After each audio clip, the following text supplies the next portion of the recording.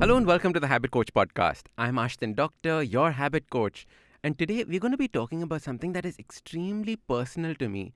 And we're going to be talking about the social sector, the development sector.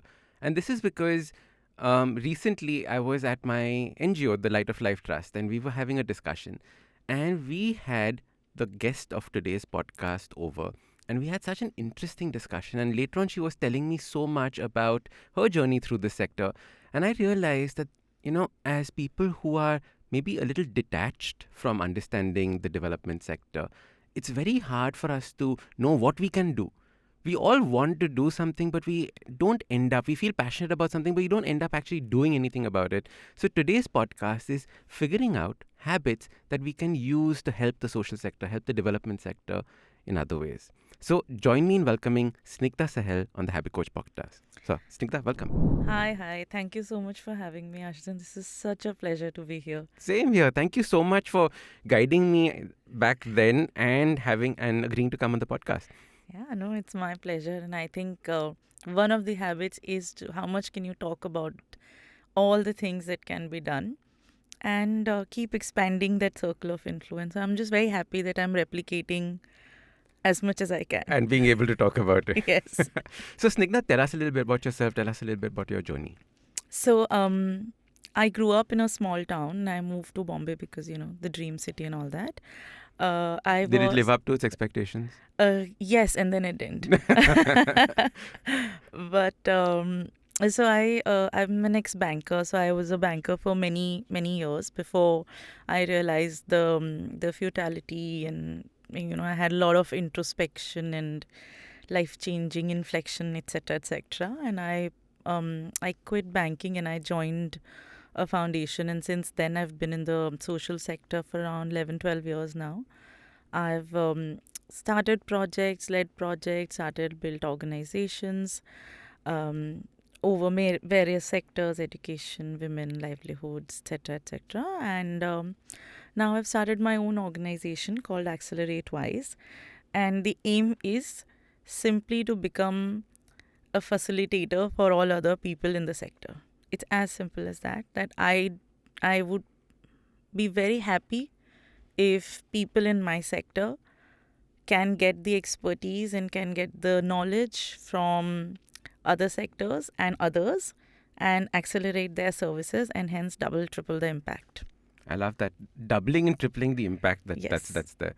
So when you went from being a banker to the social sector, what was the change that happened? How did you feel mentally, structurally? What was the difference?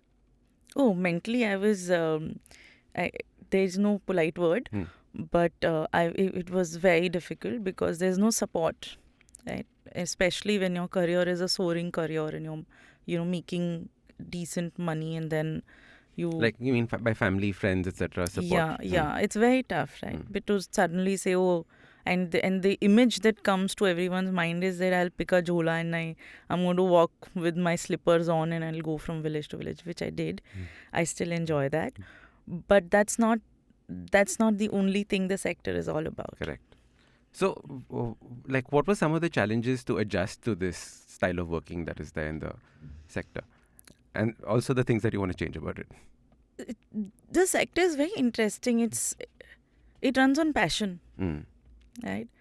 It's pretty much a prerequisite. So if you give interviews for any job, they ask you how passionate are you. Everything else is secondary. So to be able to express my passion enough is challenging. The sector has its ups and downs. I think for me, the highlight of my career is when I'm actually, getting my fix of working directly with the people in the communities, and then coming back and then, applying my managerial skills and then figuring out how can things become more professional, which is something that is I feel my purpose, how can I professionalize the sector. But no, it wasn't without its challenges. I was an outsider. I do not have any degree in social work. I do not come with that pedigree of 20 years of working in a village. So I am an outsider, but I like my hybrid Hybrid presence. aspect of this. Yes, I really like it. So, what are the different ways to hold the social service sector? Like for people who are listening to this podcast, who are not at all associated with it, but they feel passionate about wanting to do something. They don't know where to start. What are the different options that exist for people to do? So it's very, for me, it's a 3-step thing. It's learn, talk, and then act. Okay. Because a lot of times we think that action is the be all and all, but also acknowledge that what you felt today, people have been feeling for 50, 100 years. Work has happened. So learn, see what others have done, read some things, talk to people who are experts or who've been in the sector. And then whatever knowledge you gain, start talking about it, like I am doing. But also, like, create your own circle of influence. We don't realize that our circle of influence is often much wider than we believe it to be. So start talking in your circle of influence, and when you're ready, then act. And very simple, simple things, you can start volunteering, you can start associating yourself as being a self-appointed brand ambassador for a cause. You can raise funds. Of course, every NGO would love if somebody raised funds for them. It's the lifeblood. It is. But also don't. There are many things. Everyone has a certain skill set. Just give your skills. That's enough as well. So start small. Take baby steps. I am an example of someone who started with volunteering, and it's like my full-time life now. So don't need to be that extreme. Anything in the spectrum is good. So, when you say learn, what are the aspects of learn? As in, like, learn what are the things that are, harming the cause that you're passionate about? Is it learning about the NGOs that are there? Like, where would you actually start doing this? So let's take it with an example. For example, we say, "Oh, I have a house help, and I see that she, she has a lot of domestic issues, has a violent household, and her kid doesn't get the right education, etc., etc."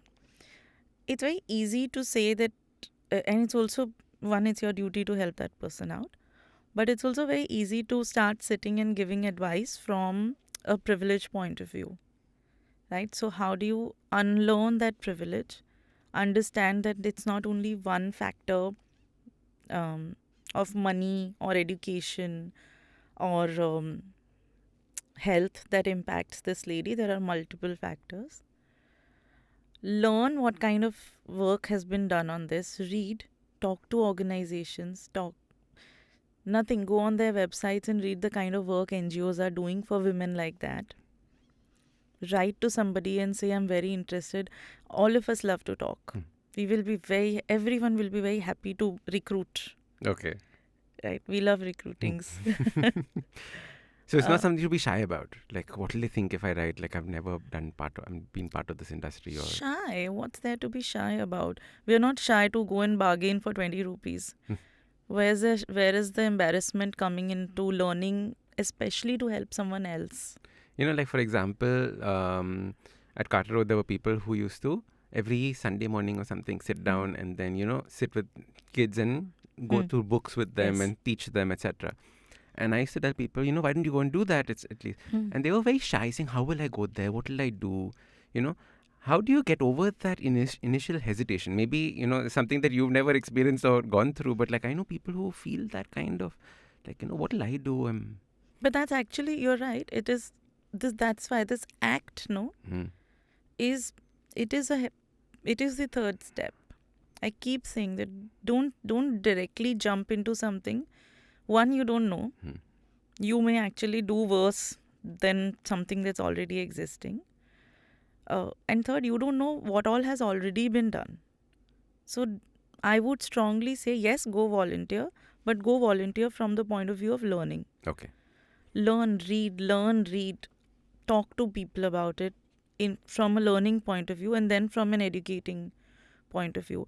Action can happen. Action will come naturally. Once you have some more knowledge, when you've Once you've had some chai on a tapri with some, some community people, you'll automatically want to do something with them. Don't force it. Okay, so don't force the action. I think that's a big takeaway for me, because normally I tell people, like, you should do something, you should act, you must, what is the point of just talking? But you're saying just talking also helps cement and give you a foundation for the acting to take place. Yes, because you also realize that what you spoke was silly. Sometimes rubbish. Yes. Hmm. Or is of no consequence to that person. Hmm. It is true. Like how cow farts are ruining the environment and things like that. And it's actually burps. Those kind of things. Are they really? I thought that would also have some biological green impact. Must be getting created, I'm sure. Correct, obviously. So, like, like having enough knowledge about these things before talking about them is so important.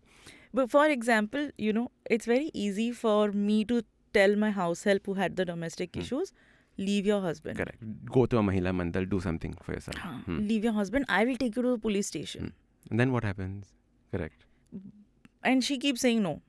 Right? And you think, oh, she's not interested in bettering her life. What can I do about it? But we have not come down from our place of privilege, put ourselves in her house and seen that what does it mean for her to leave the husband. Correct. And instead of that, can I work with a husband? Why am I wanting her to do something? Why is the onus of changing on her? Can I help the environment change first instead of just making her change? Yes. Interesting. So, Snigdha, what are the different kinds of development sectors that people can think of? Like, I know that people are passionate about pets and the environment, women's rights. Like, what are the different things that are there? That I know it's a huge one, but like, I'm just saying that if you can talk about some of the big ones that are there. So, if you look at the SDGs, the Sustainable Development Goals, they're quite comprehensive in describing the various challenges the world is facing. That could be a good list. Just explain the list. How was it created? So, Sustainable Development Goals is a UN goals for the world. Okay. That if we want to sustain and develop, then these are certain things that we must do. For example, the first goal is poverty. Then there would be a goal on health, right? And then there will be a goal on something else and something else. So these are cumulatively, these goals would actually make the world develop faster and also not go extinct. That's the idea. How not to make the world go extinct. Okay, fine. And we all can be superheroes in this. Yes, actually we can be. If we just stop wanting to change everyone's lives, but only impact them. So you were saying that the UN has created this list. So yeah, that's a good reference point. But I think that the sector itself used to be very fragmented, right? There was this whole thing on health, right? And within health, there are like hundreds and thousands of things that you can add, from cancer to maternal to child to thalassemia. Nutrition would fall into this. Nutrition is such a tricky one. We don't know if it falls in children or health or maternal or poverty. So yes. So I've worked for 3 years on the nutrition bit. It's a tricky one when it comes to policies. Where does nutrition fall in policy? So now, so of course the big ones are health, education, women empowerment, livelihoods. Everyone thinks that to break the circle of poverty, people should start earning.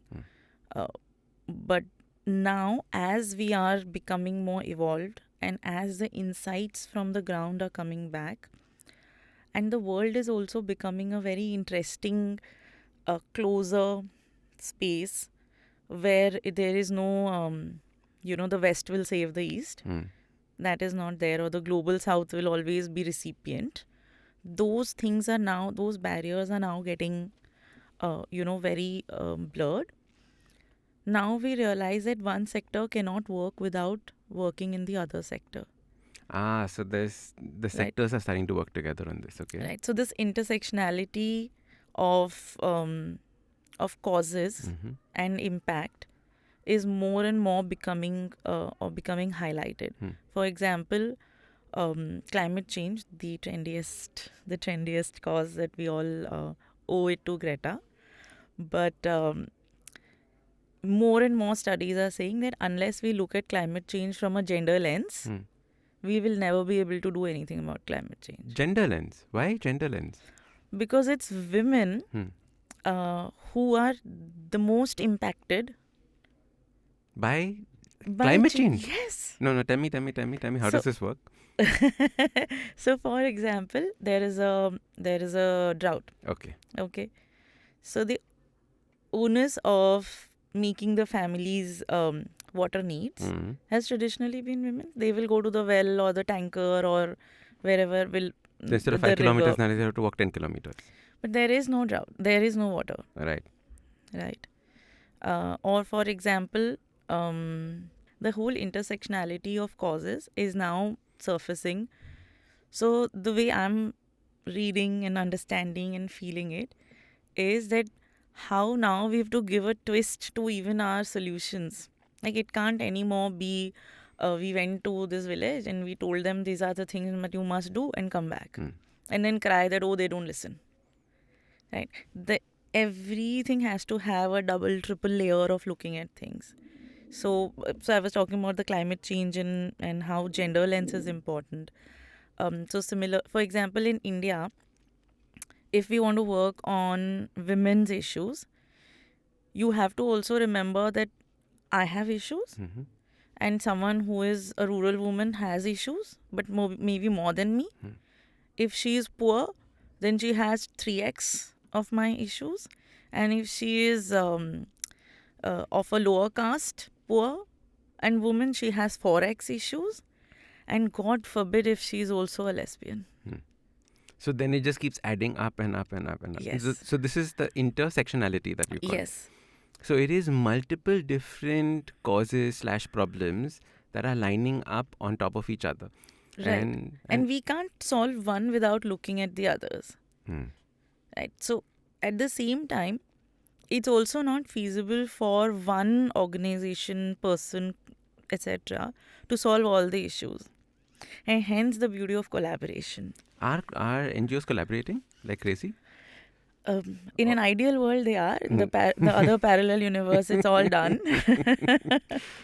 But here we need to make them. Yes, Okay, here fine. people like me. That's that's what we're trying to do. Hmm. Figure out who can, who can do certain interesting things with someone else who's doing completely different. But the beneficiary or the community is the same. So that's an interesting thing, right? Do we think beneficiary? Do we think goal? Aren't those two separate things? Any decent, God-fearing and loving and caring NGO will always put beneficiary first. Beneficiaries first. Yeah. Not necessary goal that, hunger, but like what aspect of this person's hunger is that we are. Yes. So yes, you internally as an organization, you will have so many lives, so many children, so many women, so many operations, etc. But the program design, the way your solution will always be focused on, just like a corporate, like you will, your customers first. So your beneficiary is your customer. Do we, as people working in the development sector, have to actually go and convince the beneficiaries that they need our help or they need to work with us, or how does it work? Don't you make me cry now.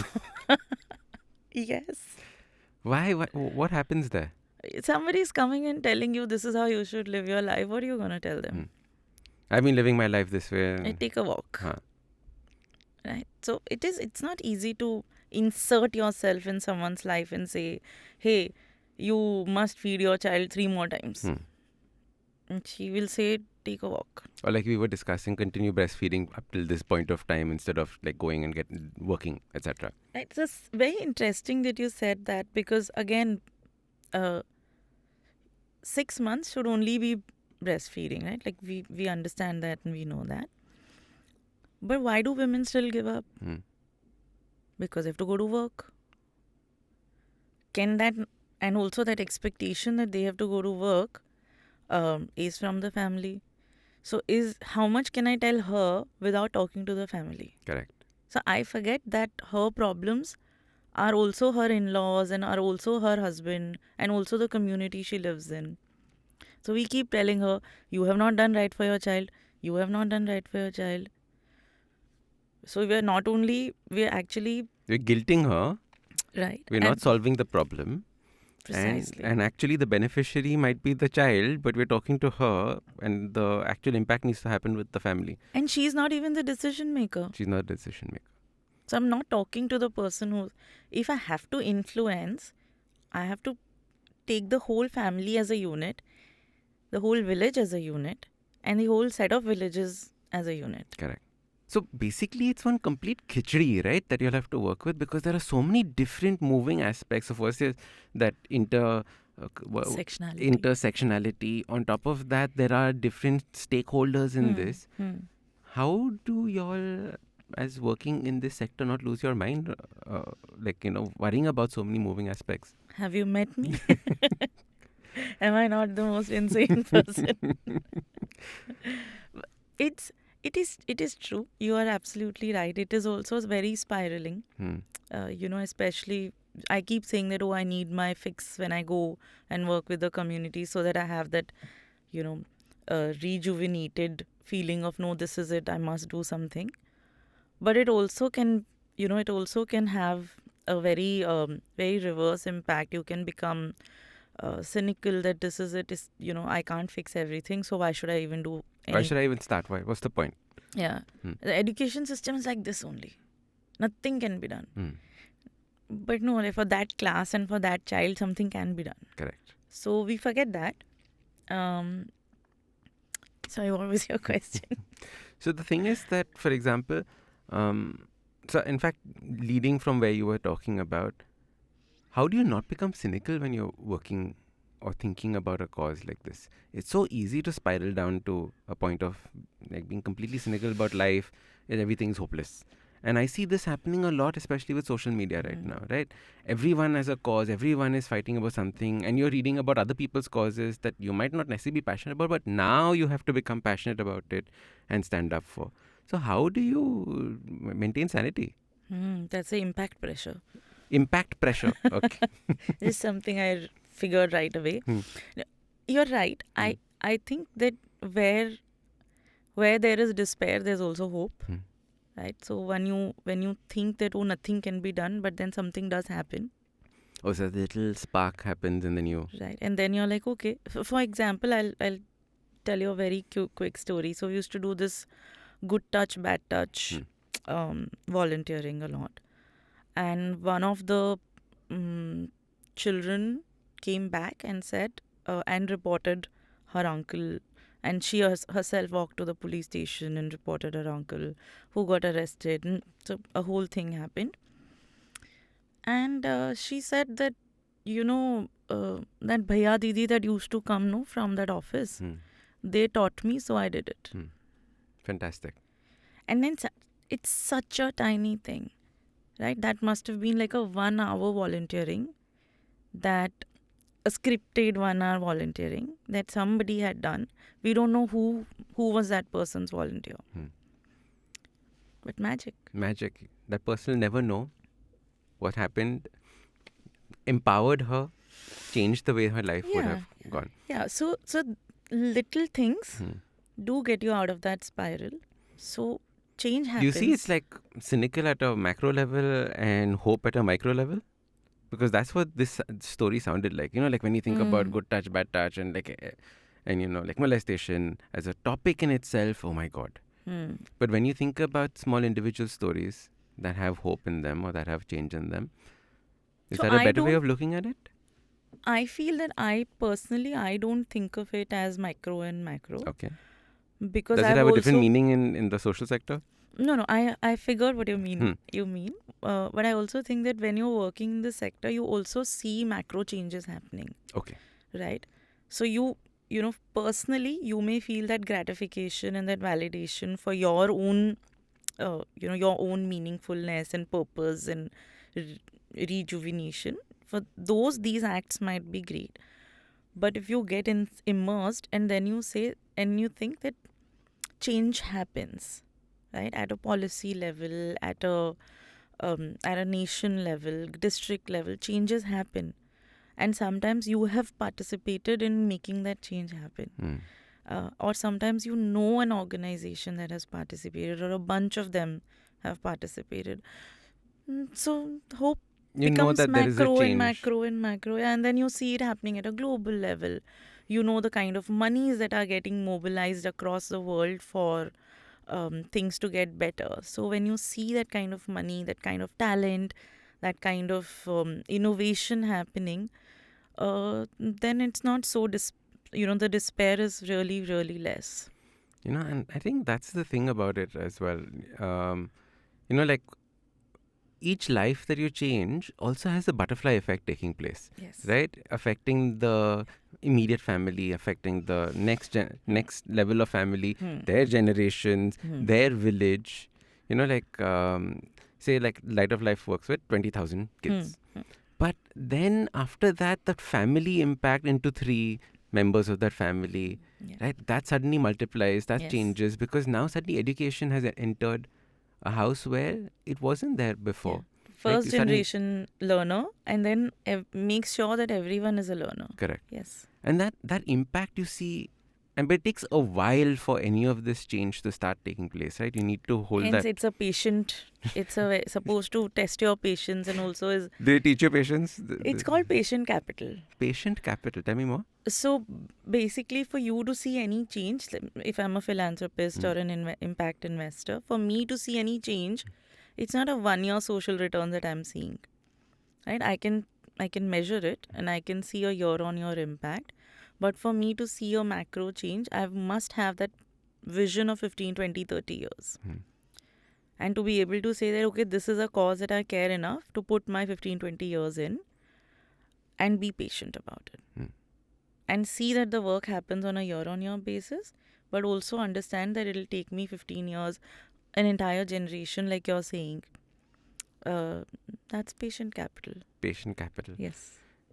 So, there are people of various backgrounds and various age groups that listen to the podcast, right? So we have our students, so school to college.